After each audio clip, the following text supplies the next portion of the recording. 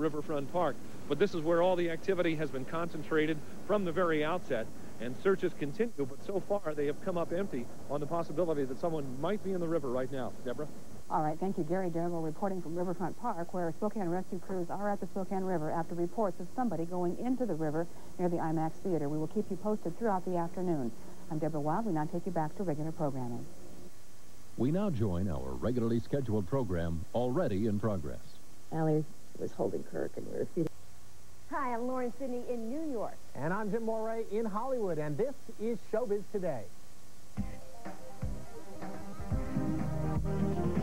Yeah, this is the side of Santa that you never got to see in the film.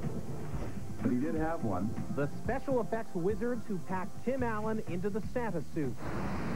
Natalie Cole goes back to the 50s for her acting debut. And a group of guys who juggle pins and punchlines. You haven't hurt anybody in days. And we're insured. Oh, yeah.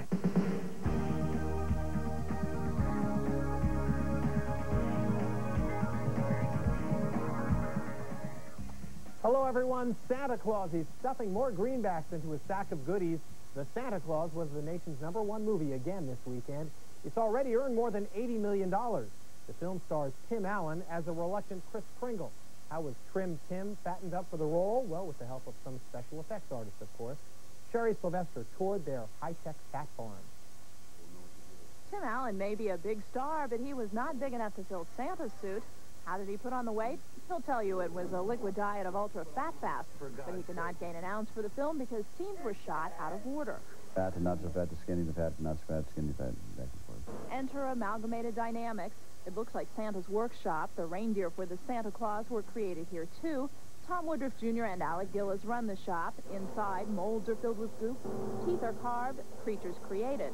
Born here, Alien 3's monster, Meryl Streep's twisted head, and Tim Allen's Santa Claus. There's a whole range of fat suits, a whole transition that he went through stages. Under his clothing, we had three and a half stages. We could alter one, and that would show the progression of him getting bigger and bigger. A little weight? Does this look like a little weight to you? We can touch this, right? It's a material that It's a great, it's real flubbery.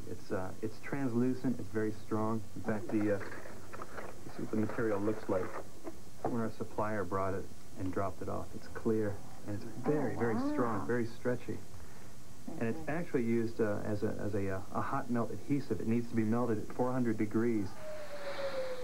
Remember Flubber, the fictional stuff Fred McMurray created in The Absent-Minded Professor? Well, that's the idea. Yes. Woodruff and Gillis call it belly jelly. It was injected into a carving of Allen's body. Paint and hair were added. Can you spin it around and give us the back view? Yeah, this is the side of Santa that you never got to see in the film. But he did have one. I had the largest butt you've ever seen. It's 2 of me wide. The butt was so big. When the commercials came out for Santa Claus, my father-in-law, who is a large gentleman, called up and accused me of stealing his body for this scene. That may be an occupational hazard.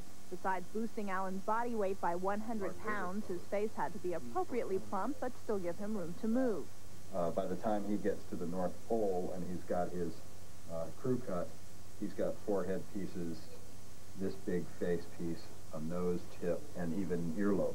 Mr. Clean, Mr. Clean, Mr. Clean. Ultimately, the work of Woodruff and Gillis conjures up an image from a classic Christmas poem. He was chubby and plump, a right jolly old elf, and I laughed when I saw him in spite of myself. Sherry Sylvester, CNN, Los Angeles. The President and the First Lady this weekend took part in honoring some of the country's top entertainers. The performers were the recipients of the 17th Annual Kennedy Center Honors. Kirk Douglas, Aretha Franklin, Pete Seeger, Broadway producer and director Harold Prince, and composer Morton Gould enjoyed an evening where others paid them tribute. The event will be broadcast December 28th. CBS just won the November sweep, but it's about to overhaul its primetime schedule anyway.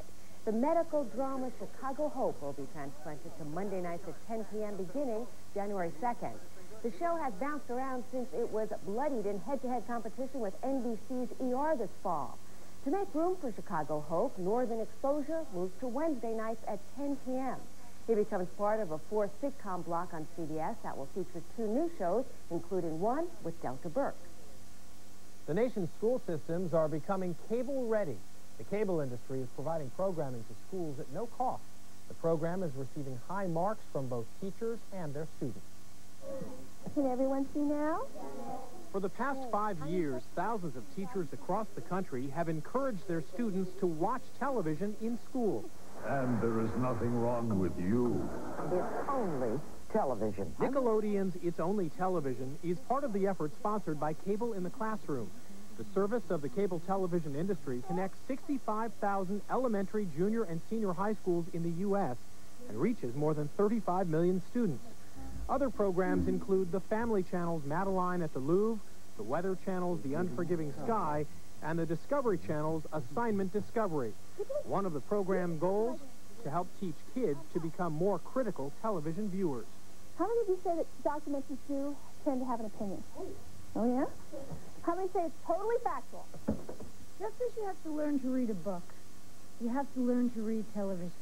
It's not all real.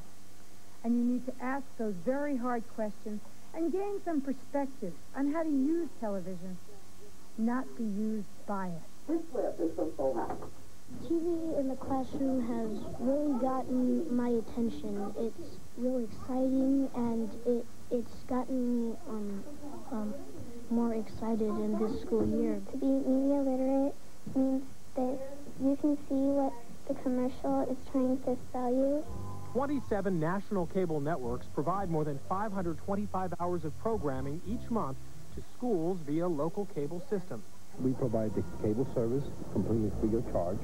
We provide the equipment, and in some cases we have also provided television sets for some of the needed schools.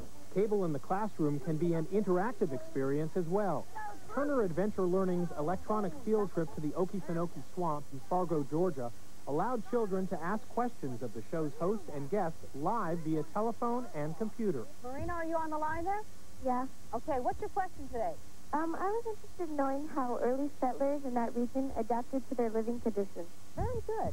We're going to send that over to Dr. Del Presley. Marina, thank you for that good question. When they see it in real life on the electronic field trip, it's confirming what we've talked about in class and what they've learned in class. And like I say, it makes it real for them, makes it relevant. Demystifying the world and educating through television. Those are impressive achievements for a medium once labeled the vast wasteland. We'll be back right after this short break.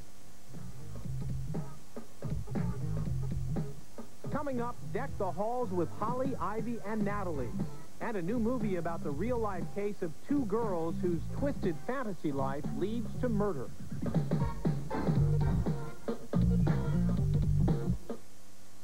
Showbiz Today is brought to you by the Citizen Watch Company. Citizen is how the world tells time. Today, 19,000 people will start their day at sunrise. Thousands of fathers will hold their child for the first time. And millions of people will keep track of their time with a Citizen Watch. In Paris, it's a Citizen Elegance. In the South Pacific, a Citizen ProMaster. But from the Pearl to New York, more people depend on a watch made by Citizen than any other timepiece. Citizen Watches, how the world tells time. The safety and traction of Quattro all-wheel drive. Child seat safety locks. No charge scheduled maintenance. Only one German luxury car offers all this, all at a price that's thousands less than you'd expect. The new Audi A6.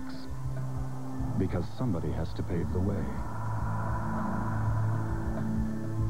If you and your wife are off to beautiful Kauai, Visa Gold's purchase power can pay for every romantic moment. Hi, honey. Finally came down. Not to mention a new pair of glasses. I wanted to tell you how much I'm enjoying this second honeymoon. And that I love you. Thank you. Because Jenkins Optical can make new glasses in an hour, but they won't take American Express. Who's that? Visa Gold. I've never seen him before in my life.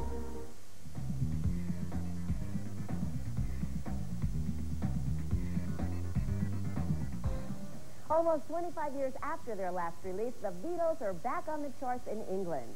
The Live at the BBC album sent fans flocking to stores, and after only 4 days on sale, sent it to #1 in the UK. The release includes 56 songs recorded during Beatles' radio appearances in the 1960s. Tracks were digitally remastered by the legendary producer George Martin. The album goes on sale Tuesday in the U.S. Natalie Cole will be a familiar face this holiday season. She's got a new Christmas album in stores and a couple of television projects about to air. Ron Tank reports one of them represents Cole's acting debut.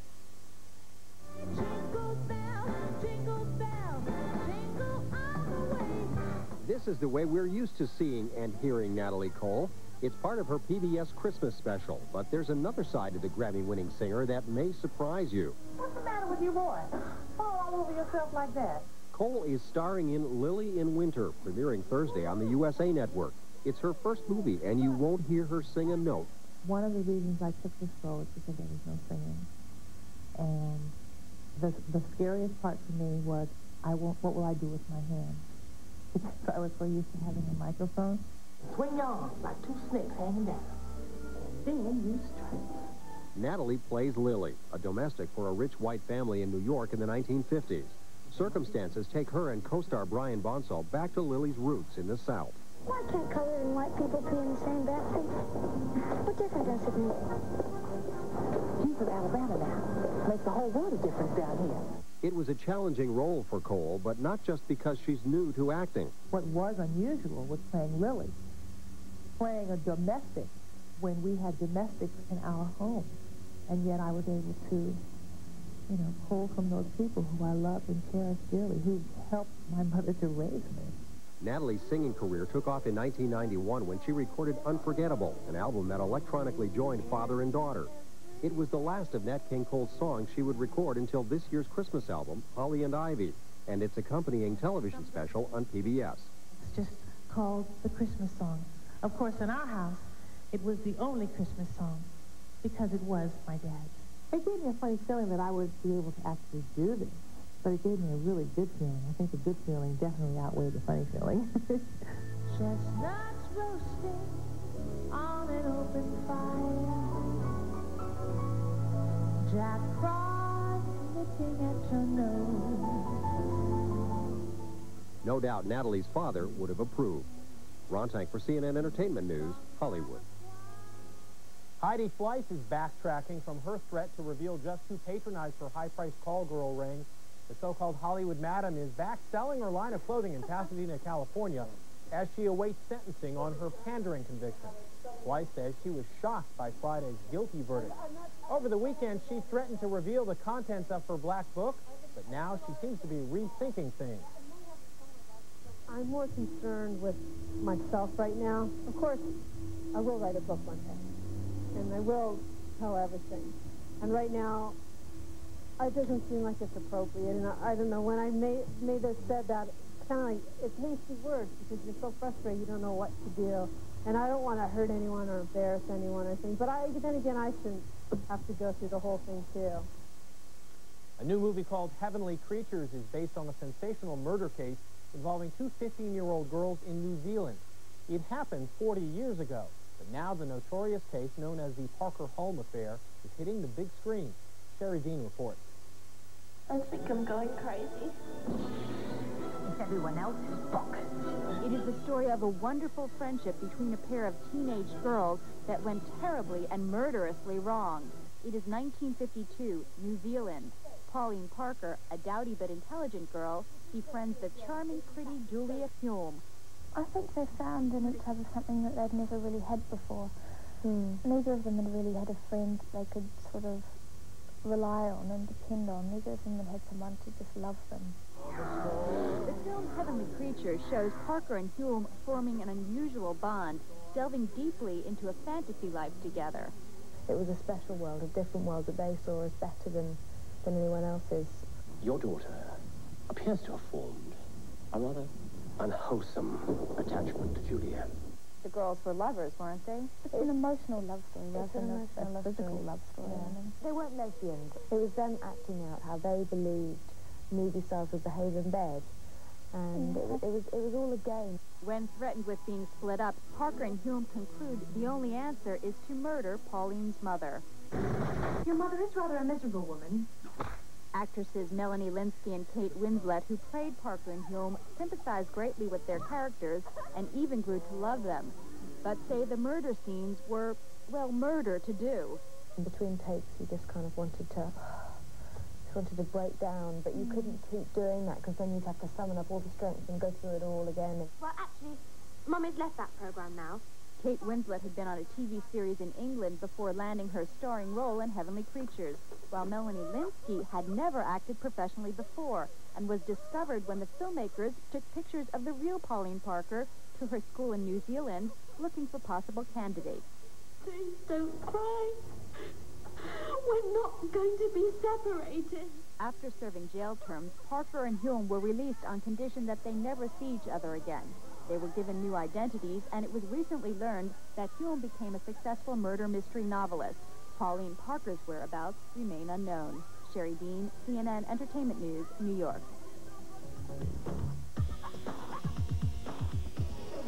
Still ahead, meet some joking jugglers who've been known to masquerade as Mouseketeers.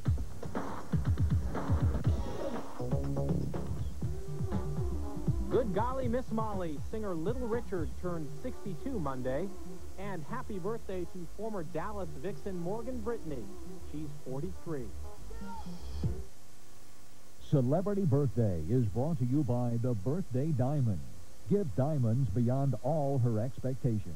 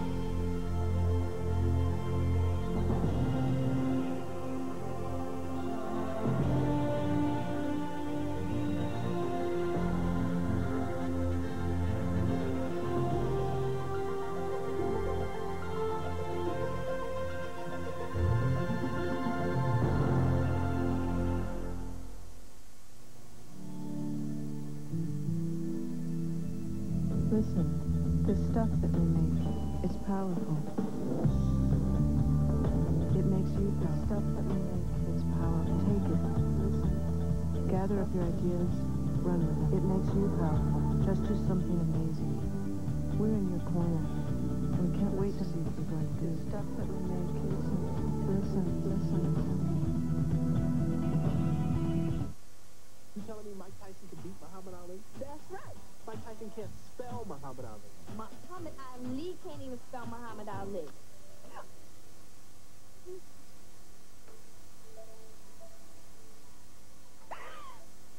Look, you're not pregnant. You gotta think of this as an experiment. Well, think of it like you swallowed a piece of gum. Tiny piece. Teeny. You could say, I have a magnetic personality. Humor! I love it! A little weight? Does this look like a little weight to you?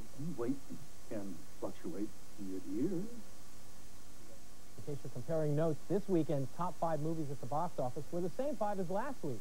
But Junior and Interview with a Vampire did swap places. And joining us to talk about the box office returns is our movie analyst, Marty Grove. Hi, Marty. There was a movie that did not crack the top 5. That was Dana Carvey's new film, Trapped in Paradise. Indeed, Jim. I'm afraid this movie is trapped, but in 7th place and going nowhere. What happened? Just didn't work. Just didn't get through to people. They didn't care. Bad reviews. Now, we have an exclusive look at an upcoming Susan Sarandon film that is already getting some Oscar buzz about it. Exactly. Susan Sarandon, who is one of the best actresses around, is being talked about for this film, Safe Passage from New Line Cinema. that this could be a film that gets her another Academy Award nomination. She's had 3 over the years. This movie opens exclusively in Los Angeles on Christmas Day, and then on January 6th goes out in theaters across the country. Directed by Robert Allen Ackerman and produced by Gail Ann Hurd. Susan Sarandon's performance is the thing to watch here in Safe Passage. A couple of movies undergone title changes. One of them, we couldn't even decide how to pronounce it. Pret-a-Porter, Prea-Porter? Exactly. This is the Miramax film that Robert Altman delivered. Nobody knows how to pronounce it or what it means, so they have decided to change the title. The new title is Ready to Wear, which is a kind of translation, and it's not much of an improvement. The old one sounded like a foreign film. This one is just a little confusing. It's about the fashion world. It's set in Paris. Robert Altman's film about models, designers, fashion editors, and so forth. They ought to have that word fashion in the title. It's a great buzzword. Next time they'll call you before they go into pre-production. They should have had the word fashion in them. I consult. Steve Martin's new film, Mixed Nuts. That had a title change. That used to be called Lifesavers, which related to the movie. It's about the Lifesavers Suicide Prevention Hotline. Who cares? Mixed Nuts sounds like a comedy, and indeed, with Steve Martin and Madeline Kahn, it is. I've seen it. It's kind of funny. And lastly, Disclosure, the new film with Michael Douglas and Demi Moore, opens on Friday. What's the buzz on that? Warner Brothers has another big hit. Barry Levinson directed it. The film is great. They had sneak previews Saturday night. The previews were very, very well attended. Most of the theaters were full or near full. 92% of those on hand rated this picture excellent or very good, which is a fabulous rating. I have seen it. I loved it.